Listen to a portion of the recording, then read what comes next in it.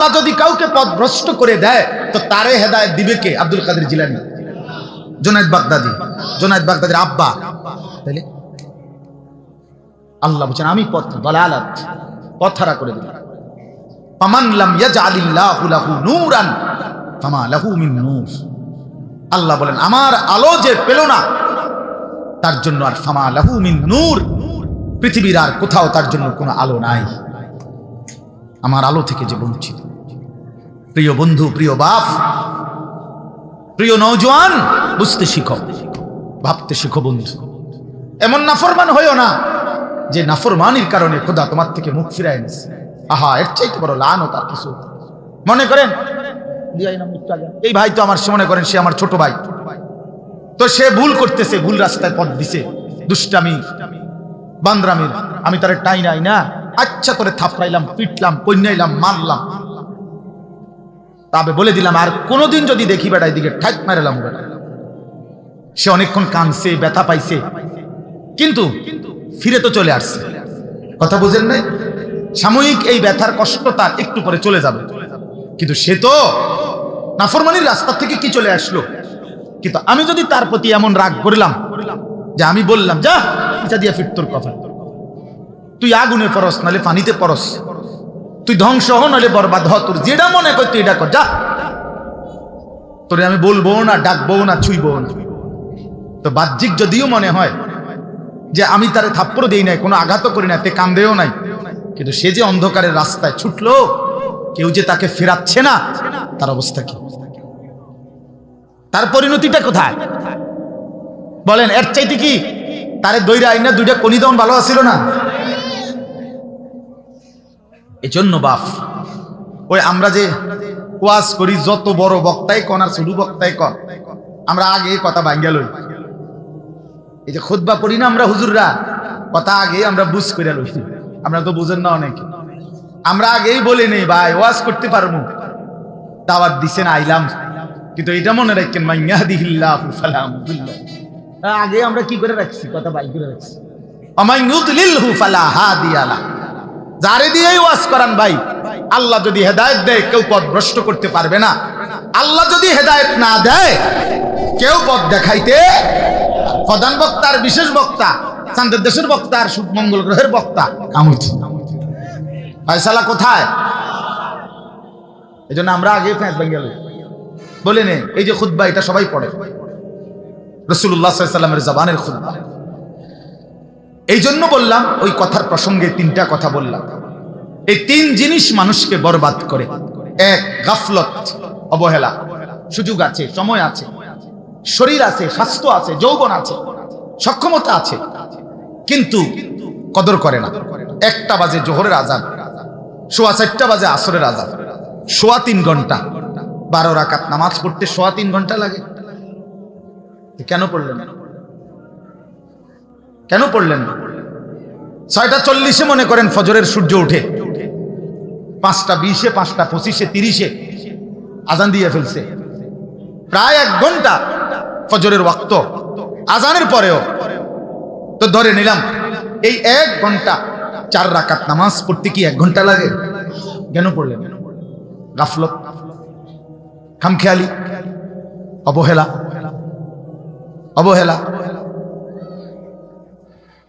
7:30 বাজে এশার আজান হইছে, তো রাত 12টা পর্যন্ত কত লম্বা টাইম, কেন পড়লো না? খামখেয়াল।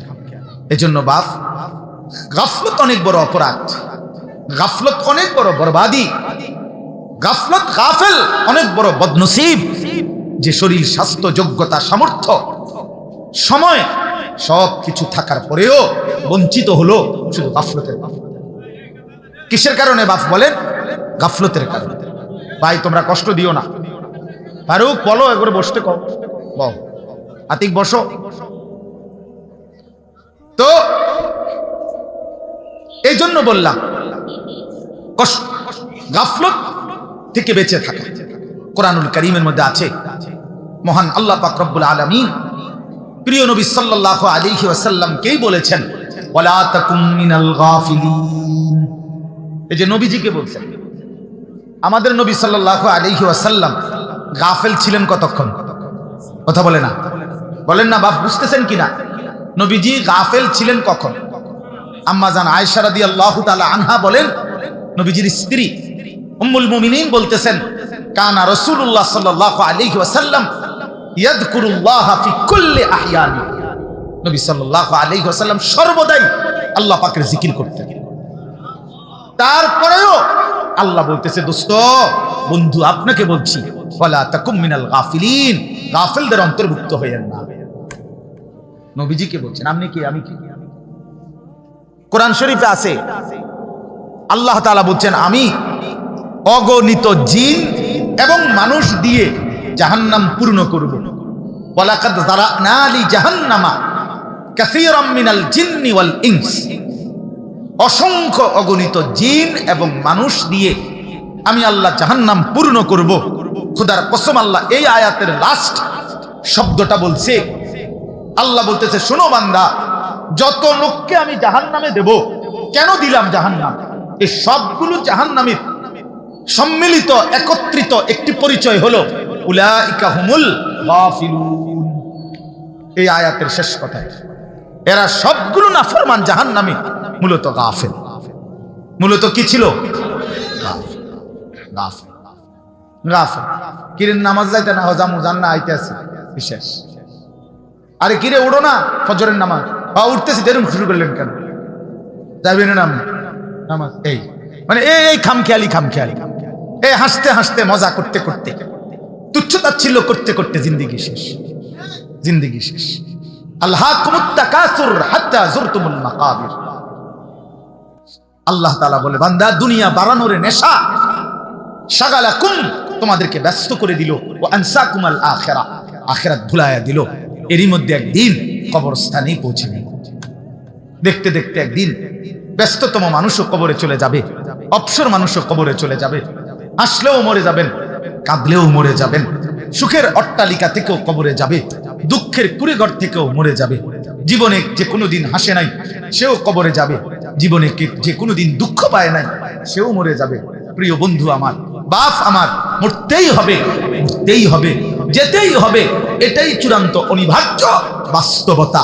তাহলে চোখের সামনে এত মৃত্যু, এত লাশ, এত জানাজা, এত কবরস্থান দেখে আখিরাত ভুলে যাওয়া, কবর ভুলে যাওয়া, এর চাইতে বড় বোকামি আর কিচ্ছু হইতে পারে। 30 বছর আগে একবার কবরের কথা কইছে, আর তো কোনোদিন কয় নাই, বিষয়টা খেয়াল ছিল না, এমন বলার সুযোগ আছে কি? চলার পথে, জীবন চলার পথে প্রতিনিয়ত মানুষের মৃত্যু দেখি এবং শুনি। আমাদের জীবনটা এমন না, তাইলে ভুললেন কেন? কেন ভুলে গেলেন? আল্লাহকে কেন ভুলে গেলেন? এই জন্য বাপ, আমি অনুরোধ করছি, মেহেরবানি করে আন্তরিকতা নিয়ে, শতভাগ মনোযোগ দিয়ে আল্লাহর কথা শুনবেন। বলেন ইনশাআল্লাহ। শুধু আমি একজনের বয়ান না, আমি এই কথাটা এত লম্বা করলাম এই জন্য, অর্থাৎ শুক্রবার জুম্মার বয়ান মনোযোগ দিয়ে শুনবেন। আপনার এলাকার হুজুর, স্থানীয় উলামায়ে কেরাম, আপনার মসজিদের ইমাম সাহেব, সবাই সারা বাংলাদেশ জনপ্রিয় হইতে হবে। প্রিয় ভাই আমার, এটা কোনো কথাই না। জনপ্রিয়তা, খ্যাতি, এটা একটা ধোঁকা, ধোঁকা, ধোঁকা বেটা, এটা ধোঁকা বেটা, এটা ধোঁকা। সফলতা কিংবা ব্যর্থতার জন্য জনপ্রিয়তা কোনো মুখ্য বিষয় নয়। সবাই চিনলে সফল, সবাই না চিনলে ব্যর্থ, এমন কথা কোরআন সুন্নাহর মধ্যে নাই, এমন কথা নাই। সফলতা কিংবা 10,000 মানুষের সামনে ওয়াজ করলে উনি সফল, আর 10 জনের সামনে বললে উনি ব্যর্থ, এই কথা কোরআন সুন্নাহর মধ্যে নাই। কথা বুঝছেন? কাজেই আপনার স্থানীয় উলামায়ে কেরামকে সর্বোচ্চ কদর করবেন। বলেন ইনশাআল্লাহ। ও আসরের পরে কে বয়ান করবে? ও হুজুর, আমরা এলাকার হুজুররা কিছু টুকটাক কইব, ওই এমনি কথা, এটা বেটকি মারে। হ্যাঁ, আমরা এলাকার হুজুর কোন এটা টুকটাক হয়ে গেছে। তা আমি অনেক মানুষকে জিজ্ঞাসা করছি, মিয়া স্থানীয় উলামায়ে কেরাম বললে বুঝি এটা টুকটাক হয়? টুকটাক অর্থ কি? আল্লাহর কথা বলে টুকটাক কি? তা বলেন, তামাশা আর কি। অথচ কোরআনুল কারীমের মধ্যে আছে, ওয়াজাআকুমুন নাযীর, আল্লাহ প্রত্যেক জাহান্নামীকে বলবে, তোমার কাছে আমি 2টা জিনিস, এক, তোমারে আমি হায়াত দিছি আমল করার মতো, আরেকটা হলো তোমার কাছে আমি ভয় প্রদর্শনকারী বান্দা পাঠিয়েছি। অতএব প্রত্যেক অঞ্চলে ওয়ালি কুল্লি কওমিন হাদ, কোরআনে আল্লাহ বলছে প্রত্যেক জাতির জন্য, গোষ্ঠীর জন্য পথ প্রদর্শক আল্লাহ নির্ধারণ করেছেন। এজন্য খোদার কসম বাপ, প্রত্যেক এলাকার, প্রত্যেক জনপদের, প্রত্যেক মহল্লার স্থানীয় উলামায়ে কেরাম ওই এলাকার, ওই অঞ্চলের মানুষের রাহবার, হাত, পথ প্রদর্শক। আপনি যদি ওনাদেরকে কদর না করেন, আলো পাবেন না, আলো পাবেন না। না, সবসময় বড় চাঁদের দেশের হুজুর আইতে হইব, মঙ্গল গ্রহ থেকে একেবারে ফিকাফি করে হুজুর আনতে হইব, বিরাট তাজা হুজুর, মোড়া তাজা হুজুর আনতে হবে, এটা কোনো কথা না। না, সবাই চিনতে হবে জরুরি না। আপনাদেরকে আমি একটা ছোট্ট উদাহরণ বলি। কোরআনুল কারীমের মধ্যে 25 জন নবী এবং রাসূলের নাম আছে। এখানে আমার শ্রদ্ধেয় উলামায়ে কেরাম আছেন, আপনি জিজ্ঞেস করেন কোরআনে নবীর নাম আছে কয়জন?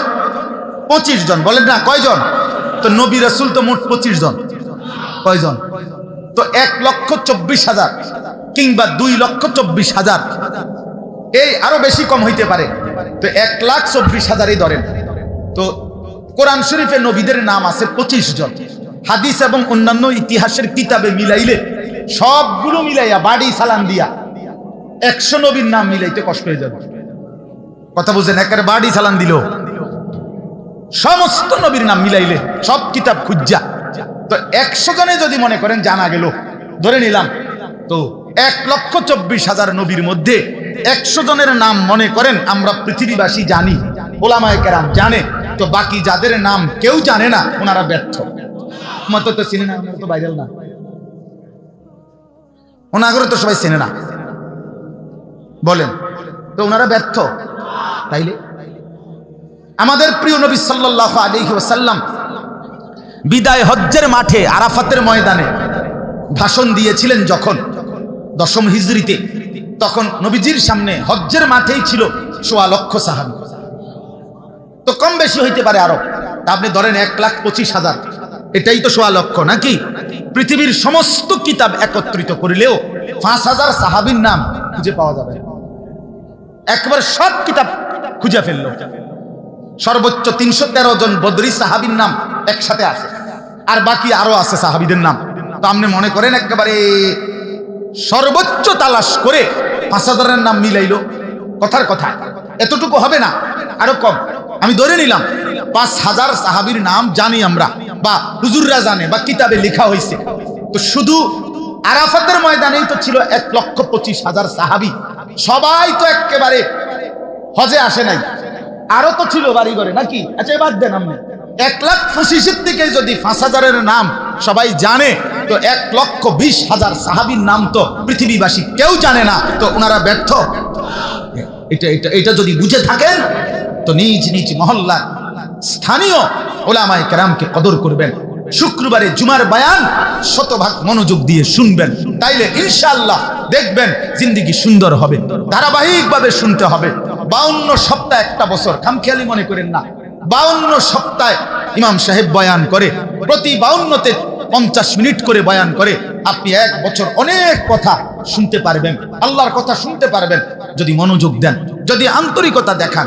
এজন্য আমি বিনীত অনুরোধ করছি, আপনারা প্রত্যেকেই নিজ নিজ মহল্লার স্থানীয় ওলামায়ে কেরামকে কদর করবেন, ওনাদের নসিহত শুনবেন। বলেন ইনশাআল্লাহ, সবাই বলেন ইনশাআল্লাহ। আমার কথাটা মনে থাকবে তো ইনশাআল্লাহ? দিল দিয়া মনে রাখবেন, তাইলে ফায়দা পাইবে। পরিবর্তন দরকার, বাপ বদলানো দরকার। এই বছর এই 3 জন হুজুরের রং চাইলাম, আগামী বছর আরো নতুন হুজুর আনো, আরো 3 জন, পরের বছর আরো 3 জন হুজুর আনো। তো বছরের বছরে হুজুর বদলাইলো, হ্যাঁ, হুজুর আনলো, মনে করেন একজন চাঁদের দেশের থেকে, একজন মঙ্গল গ্রহ থেকে, একজন সিলেটের, একজন লন্ডনের। তো আপনার তো কোনো পরিবর্তন নাই, তো হুজুর বদলাইয়া লাভ কি? আপনি তো এই তো আজকে 60 বছর অনবিরি এখান কথা কয় না, আমনে ডাকাইতের তো কোনো বদলানি নাই। আপনি তো আজকে 60 বছর এখনো তো আগ করলেই কথায় কথায় গালি দেন, তো কার কাছে ওয়াজ করে? এই ওয়াজ যায় কই? এগুলা যায় কই? এত ওয়াজ কই যায়? বলেন ইনসাফের সাথে। এই জন্য দয়া করে ভাবতে শিখেন, বুঝতে শিখেন। একজন আলেমকে আমারে মনে করেন 10,000 মানুষ আমারে চিনে, 10 লাখ মানুষ চিনে মনে করেন, তো চিনলে আপনার কি? আপনার ফায়দা কি মিয়া? আপনি বদলাবেন কখন সেটা বলেন, আপনি চেঞ্জ হবেন কখন সেটা বলেন, আপনার আমার জিন্দেগি চেঞ্জ হবে কোন দিন সেটা বলেন।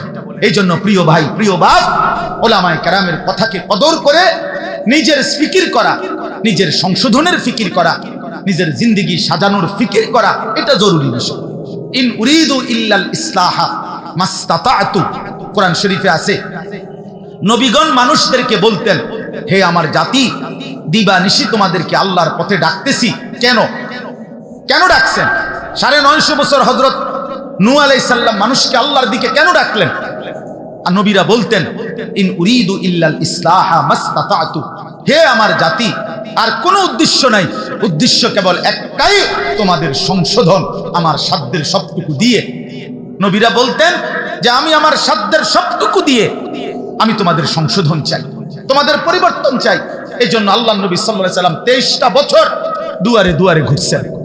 নবী সাল্লাল্লাহু আলাইহি সাল্লামের যেই কোনো ঐতিহাসিক পরীক্ষা করলে এটা প্রমাণ হবে, আল্লাহ নবী সাল্লাল্লাহু আলাইহি সাল্লাম বিছানার মধ্যে কাত হইছেন যতটুকু, আল্লাহর কসম উম্মতের জন্য দুয়ারে দুয়ারে হাঁটছেন তার চাইতে 10 গুণ বেশি। নবী সাল্লাল্লাহু আলাইহি সাল্লাম মাত্র 10 বছর, 9 বছরের ভিতরে রাসূলুল্লাহ সাল্লাল্লাহু আলাইহি সাল্লাম 57টি যুদ্ধ মদিনায় থাকাকালীন পরিচালনা করেছেন। এর মধ্যে 27টা যুদ্ধে নিজে সশরীরে অংশগ্রহণ করেছেন। 30টা যুদ্ধে সাহাবায়ে কেরামের নেতৃত্বে যুদ্ধের কাফেলা পাঠাইছেন। তো যিনি 9 বছর, 9.5 বছর, 10 বছরের ভিতরে 57টি যুদ্ধ পরিচালনা করছেন, 27টা যুদ্ধে নিজে অংশগ্রহণ করেছেন ঘোড়ার পিঠে চড়ে, এরপরে কোরআনুল কারীমের আয়াতগুলো সংগ্রহ করেছেন, এই লক্ষ সাহাবীর মাসআলা মাসাইলের সমাধান দিয়েছেন, এরপরে উম্মতের 5 ওয়াক্ত নামাজের ইমামতি করেছেন, জুমার নামাজের বয়ানাত করেছেন, সাহাবায়ে কেরামকে তালিম দিয়েছেন, অন্তরাত্মা তাজকিয়া পরিশুদ্ধ করার মেহনত করেছেন। হর সমস্ত এই ফিকির এবং এই মেহনতের ভিতরে বিশ্রাম মিলল কখন? বলেন, ইনসাফের কথা বলেন, বিশ্রাম মিলল কখন? এই পরিমাণ পেরেশানি আর অস্থিরতা আল্লাহ নবী সাল্লাল্লাহু আলাইহি সাল্লামের ছিল, যে অস্থিরতা আর পেরেশানির কারণে আল্লাহ তাআলা কোরআনুল কারীমের আয়াত নাজিল করে আল্লাহ নবীকে থামতে বলছে, বন্ধু, ফালা আল্লাকা বাখিউন নাফসাকা আলা আসারিহিম ইল্লাম ইউমিনু বিহা। লোকেরা ঈমান আনতেছে না, এই আফসোসে আফসোসে আপনি কি মরে যাবেন? আপনি কি জীবন দিয়ে ফেলবেন নাকি? থামেন, একটু বিশ্রাম করেন, শরীরের উপরে রহম করেন, রহম করেন। আজকে আমরা শামীম ভাই, এখানের ওলামায়ে কেরাম, এরা আমারে বলতেছে, হুজুর শামীম ভাইরে কিন্তু থামান, বেচারারে কোন একটু বিশ্রাম হয়ে যায়, কোনো ঘুম নাই, নিদ নাই, একটা মাহফিলের জন্য কি পরিমাণ দৌড়াদৌড়ি। আমিও আইয়া দেখছি যে ঘাম বাইয়া বাইয়া পড়তেছে, কথার কথা। তাহলে পেরেশানি রাসূলুল্লাহ সাল্লাল্লাহু আলাইহি সাল্লামের এমন ছিল। এই জন্য দোস্ত আমার, বন্ধু আমার, ফিকির একটাই, উলামায়ে কেরামের সংশোধন, সংশোধন, সংশোধন দরকার। শুধুমাত্র বক্তা চেঞ্জ করলেন একটার পর একটা, অথবা উনার বয়ান একটু ভাল লাগছে, উনার সুর ভাল লাগছে, উনি 2টা শিক্ষার দিছে, শিক্ষারটি সেরকম হয়েছে, হ্যাঁ 2টা হুঙ্কার মারছে, উড়াই এলাইব কইছে, আমরাও কইছি উড়াই এলাম, এটা সুন্দর লাগছে। তো কারো হুঙ্কার, কারো চিৎকার, কারো সুর, কারো টানা, কারো কোয়ানি, এগুলো আমনেতে ভাল লাগছে। তো ওয়াজ শুনছেন কি? হেডা না করে পরিবর্তনের কথা বলেন, ইসলাহের কথা বলেন, সংশোধনের কথা বলেন, নিজের ফিকিরের কথা বলেন। ফজরের নামাজ পড়বেন কোন দিন? আমার কিশোর নওজোয়ান, তোমরা ফজরের নামাজ পড়বা কোন দিন? প্রিয় বন্ধু আমার, ভাই আমার, নওজোয়ান সাথী আমার, ফজরের সেজদা ছাড়া তোমার দ্বারা কালেমার বিজয় হবে না। আমি বললাম হবে না, আমি বললাম হবে না। যেই কপালে ফজরের সেজদা নাই, তোমার দ্বারা ঈমান ইসলামের পতাকা উড়বে না। হকের বিজয়, কালেমার বিজয় ফজরের সেজদার উপর। এটা গুরুত্বপূর্ণ, সবচেয়ে গুরুত্বপূর্ণ। এই জন্য ফজরের নামাজকে বলা হয় ওয়াক্তুল ইনকিলাব, পরিবর্তনের সময়। ফজরের ওয়াক্তে বেঈমান ধ্বংস হয়, ফজরের ওয়াক্তে ইমানদারের বিজয় হয়। হ্যাঁ, কোরআনুল কারীমে আছে কওমে লূত আল্লাহ আযাব দিয়ে ধ্বংস করেছে ফজরের ওয়াক্তে, কওমে সালেহ আল্লাহ আযাব দিয়ে ধ্বংস করেছে ফজরের ওয়াক্তে, কওমে সামুদ আল্লাহ ধ্বংস করেছে আযাব দিয়ে ফজরের ওয়াক্তে। ফাআসবাহু ফি দারিহিম জাসিমিন, ফাআসবাহু সুবহ সুবহ, ভোর, এই ফজরের ওয়াক্তে। ফেরেশতা জিজ্ঞাসা করছে, আল্লাহ লূত আলাইহিস সালামের কওমকে আমি উল্টে দেব কখন? আল্লাহ বলছে ইন্না মাওইদাহুম সুবহু আলাইসা সুবহু বিকরিব। আল্লাহ বলছে ফেরেশতা ফজরের ওয়াক্তে উল্টাই দিবা, ফজরের ওয়াক্তে। এজন্য ফজরের ওয়াক্তে নাফরমান ধ্বংস হয়। আর কোরআনুল কারীমের সূরা বনী ইসরাঈলের মধ্যে আছে, আল্লাহ তাআলা বলছে, নবী আপনি 5 ওয়াক্ত নামাজ, বিশেষ করে ফজরের নামাজ সহ পূর্ণ আদায় করবেন। আপনার অনুসারীদেরকে নিয়ে। 2 তাহাজ্জুদ নামাজ পড়বেন রাত গভীরে। 3 আমি আল্লাহর কাছে বেশি বেশি দোয়া করবেন। আল্লাহর নবী বলেন, আর আল্লাহ বলেন, বন্ধু এই 3 আমলে যত্নবান হবেন, আমি ওয়াদা দিলাম, ওয়াকুল জাআল হাক্কু ওয়া যাহাকাল বাতিল। এরপরে এই আয়াত সূরা বনী ইসরাঈলে এই 3 আমলের পরের আয়াত হলো, চতুর্থ আয়াত হলো এটা, আকিমিস সালাতা লিদুলুকিশ শামসি ইলা গাসাকিল লাইলি ওয়া কুরআনাল ফজর ইন্না কুরআনাল ফজরি কানা মাশহুদা। আল্লাহ 4 ওয়াক্ত একসাথে বলছে, লিদুলুকিশ শামসি ইলা গাসাকিল লাইল। আল্লাহ বলে সূর্য পশ্চিম দিকে হেলে যাওয়ার পর থেকে রাত্র পূর্ণ হওয়া পর্যন্ত যেই নামাজগুলো সেগুলো আদায় করেন, অর্থ হলো জোহর, আসর, মাগরিব, এশা, ওয়া কুরআনাল ফজর, এবং বিশেষভাবে ফজরের নামাজ আদায় করেন। আল্লাহ কোরআনে বলছে বিশেষভাবে কোন নামাজ, বলেন না কোন নামাজ, বলেন, আবারও বলেন কোন নামাজ। আর পরে আল্লাহ বলছে ওয়া মিনাল লাইলি ফাতাহাজ্জাদ বিহি নাফিলাতান লাক, এই তাহাজ্জুদ। এরপর বলছে ওয়াকুর রব্বি আদখিলনি মুদখালা সিদকিন, এই যে দোয়া, রব্বি আদখিলনি, আমি সংক্ষেপে বললাম আর কি। এক হলো ফজর সহ 5 ওয়াক্ত নামাজ, 2 তাহাজ্জুদ নামাজ, 3 বেশি বেশি দোয়া। খোদার কসম আল্লাহ এরপরেই বলছে, যেন নবী বলছে, মাওলা এই 3টা ঠিকমতো আদায় করছি, ফজর সহ 5 ওয়াক্ত নামাজ পড়ছি, তাহাজ্জুদ আদায় করছি, আপনার কাছে দোয়ার হক আদায় করছি। আল্লাহ এখন বলেন ওয়াকুল জাআল হাক্কু, এবার বলেন শুনেন, জাআল হক, হকের বিজয় হয়ে গেল। এজন্য প্রিয় বন্ধু, ফজরের সেজদা ছাড়া ইমানের বিজয় হবে না, ইসলামের বিজয় হবে না, কোরআনের বিজয় হবে না। আমার কাছে একটা আরবি কিতাব আছে, ডক্টর রাগিব সারজানির লিখিত কিতাব, মিশরের একজন দার্শনিক পণ্ডিতের লেখা। এই কিতাবের মধ্যে আছে, উনি বলছেন ইহুদি যারা, ইহুদি কুত্তারা, এদের যত ধর্মগুরু, ইহুদি ধর্মের যত পণ্ডিত ধর্মগুরু, তাদের একটা বক্তব্য হলো, তাদের ধর্মগুরুরা ইহুদিদেরকে বলে যে মুসলমানদের হাতে ইহুদিদের পরাজয় হবে কোন দিন, ইহুদিদের পরাজয় চূড়ান্ত হবে কোন দিন। তাদের ধর্মগুরুদের বক্তব্য হলো যেদিন মুসলমানদের জুমা এবং ফজর বরাবর হবে। আল্লাহর কসম আমি নিজে পড়ছি, মুসলমানদের জুমার নামাজ আর ফজরের নামাজের মুসল্লি যেদিন বরাবর হবে, সেদিন ইমানদার মুসলমানদের হাতে সমস্ত বেঈমানের পরাজয় হবে। দাজ্জালের বিরুদ্ধে ইমাম মাহদী এবং ঈসা আলাইহিস সালাম চূড়ান্ত লড়াই করবেন কখন, এই ব্যাপারে 2টা বর্ণনা। একটা হলো ঈসা আলাইহিস সালাম নেমে আসবেন আসরের নামাজের সময়, আরেকটা বর্ণনা হলো ঈসা আলাইহিস সালাম ইমাম মাহদীকে নিয়ে দাজ্জালের বিরুদ্ধে এবং ইহুদিদের শেষ ধ্বংস করার জন্য শেষ চূড়ান্ত বের হবেন ময়দানের দিকে ফজরের নামাজ পড়ে। ওইখানে আছে ইবনে মাজার হাদিস। হ্যাঁ, ফজরের নামাজ পড়ে। এজন্য ফজরের মুসল্লি যারা মাহদীর সঙ্গী, তারা ফজরের মুসল্লি যারা ঈসা নবীর সঙ্গী হবে, তারা ফজরের মুসল্লি যারা দাজ্জালের বিরুদ্ধে লড়বে, তারা ফজরের মুসল্লি যারা ইহুদিদেরকে হত্যা করবে, তারা ইনশাআল্লাহ ইনশাআল্লাহ তাদের হাতে কালেমার বিজয় হবে, ইসলামের বিজয় হবে ইনশাআল্লাহ, আগামীর পতাকা উঠবে ইনশাআল্লাহ। এই জন্য নওজোয়ান সিদ্ধান্ত নাও, ফজরের নামাজ জামাতে পড়বো ইনশাআল্লাহ, বলো ইনশাআল্লাহ। নওজোয়ান যারা, নওজোয়ান 30-এর নিচে যাদের বয়স, তোমরা দাঁড়ায় কও, দাঁড়াও ইনশাআল্লাহ।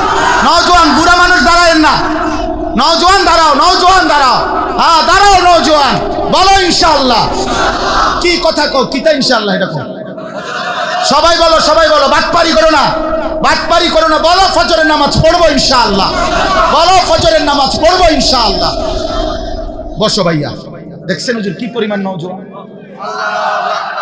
এবারে রমজান আমাদের সামনে আগত, এই রমজানকে সামনে নিয়ে আমার বলার উদ্দেশ্য, আমার মুরব্বীরাই ওয়াজ করবে, আমার শায়েখ বয়ান করবে, আমার খতিবে জামান বয়ান করবে। আমি শুধু এতটুকুই বলতে চাই, এবারে রমজানকে সামনে রেখে চলেন জীবন নতুন করে আখিরাতের জন্য, ইসলামের জন্য নিজেকে সাজিয়ে তোলার জন্য আমরা প্রস্তুতি নিই।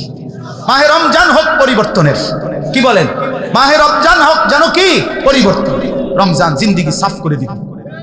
আল্লাহ ওয়াদা দিছে, বান্দা এক মাসে তোমারে আমি মুত্তাকি বানায় দেব, 1 মাসে জান্নাতি বানায় দেব। রমজানের চাঁদ উঠলে তোমার ইমানের পাসপোর্ট আমারে জমা দিবা। ইয়া আইয়ুহাল্লাযীনা আমানু কুতিবা আলাইকুমুস সিয়াম কামা কুতিবা আলাল্লাযীনা মিন ক্বাবলিকুম। আল্লাহ বলেন সমস্ত পূর্ববর্তী ইমানদার উম্মতের মতো তোমাদের উপর আমি রোজা ফরজ করলাম। হে মুমিন, তোমাকে বলছি তোমার ঈমান, তুমি মুমিন, তোমারে বললাম তুমি রোজার মাসটা ঠিক রাখো, সমস্ত গুনাহ থেকে বেঁচে থাকো, আমার প্রতিটা হুকুম পালন করো, ইফতার করো ঠিক মতো, সাহারি খাও ঠিক মতো, রাত গভীরে তাহাজ্জুদ পড়ে একটু দোয়া করো, 20 রাকাত পূর্ণ তারাবি আদায় করো, সারাটা দিন রোজা ঠিক মতো আদায় করে জিকির করো, তেলাওয়াত করো, তাসবিহ পড়ো, হালাল উপার্জন করো, সুদ ঘুষ চুরি ডাকাতি জিনা ব্যভিচার মদ জুয়া নারী ছবি অশ্লীল দৃশ্য মোবাইলের অসভ্যতা নোংরামি নওজোয়ান ছেড়ে দাও, বাপ আপনারাও ছেড়ে দেন, বোনদেরকে ছেড়ে দিতে বলেন বেপরদার জিন্দেগি। আল্লাহ বলেন মোমেন আমি ওয়াদা দিলাম 1 মাসের ভিতরে লাআল্লাকুম তাত্তাকুন, তোমারে মুত্তাকি বানায় দেব। ইমানের পাসপোর্ট জমা দিবা রমজানের চাঁদ উঠলে, আর ঈদের চাঁদ উঠাইয়া আমি তাকওয়ার ভিসা পাসপোর্টে লাগায় দেব। ভিসা এবং পাসপোর্ট রেডি, ঈদের দিন ফ্লাইট, জান্নাতের ফ্লাইট। ফ্লাইট হবে কোন দিন? ঈদের দিন। পাসপোর্ট ভিসা হলে তো ফ্লাইট, আমার 24 তারিখ ফ্লাইট, উমরার ফ্লাইট। এই যে আমার মুআল্লিম এখানে মওলানা আব্দুল কাইয়ুম সাহেব, তো বলতেছিলাম যে আল্লাহ তাআলা বলেন একটা মাস বান্দা গুনাহ থেকে বাঁচো, গুনাহ থেকে বাঁচো। এই জন্য বাপ আমার, বন্ধু আমার, নওজোয়ান সাথী আমার, সবাই মিলে দিল থেকে হৃদয়ের সবটুকু আবেগ দিয়ে ভালোবাসার সবটুকু দিয়ে দোয়া করতে থাকি যে মাওলা রমজান দেখা যায়, মাওলা আয়, মাওলা রমজান দেখা যায়, এতটা কাছে আইনা মাওলা বঞ্চিত করেন না, রমজান পর্যন্ত হায়াত ভিক্ষা দান করেন। আল্লাহুম্মা বারিক লানা ফি রাজাব ওয়া শাবান ওয়া বাল্লিগনা রমাদান। রমাদান আল্লাহ তাআলা 12টি মাসের মধ্যে একটা মাস শুধু কোরআনে নিজের জবানে পাকে আল্লাহ উচ্চারণ করছেন, শাহরু রমাদান আল্লাযী উনজিলা ফীহিল কুরআন। পুরা কোরআনের মধ্যে এইটাই নাম, শাহরু রমাদান, রমজান মাস। তাহলে রমজান এই শব্দটাই আল্লাহর কাছে এতটা প্রিয় যে কোরআনুল কারীমে আল্লাহ নিজে উচ্চারণ করেছেন। এই জন্য আমরা ইনশাআল্লাহ রমজানকে সামনে রেখে নিজের আখলাক, নিজের চরিত্র সংশোধন করে ঈমান আমলের জিন্দেগি, আখিরাতের জিন্দেগির প্রস্তুতি নেব তো ইনশাআল্লাহ। আল্লাহ তাআলা আমাদের সবাইকে তৌফিক দান করেন, সবাইকে কবুল করে নেন। আজকের এই বরকতময় মাহফিলে আল্লাহ তাআলা ভরপুর কবুল করে নেন। আপনারা সবাই ইনশাআল্লাহ এশার নামাজের পর থেকে আবার যথারীতি উলামায়ে কেরামের, আমাদের বুজুর্গ আলেমে দ্বীনদের বয়ান শুনবেন। আল্লাহ সবাইকে তৌফিক দিক, কবুল করুক, আমিন। সুবহানাল্লাহি ওয়া বিহামদিহি, সুবহান।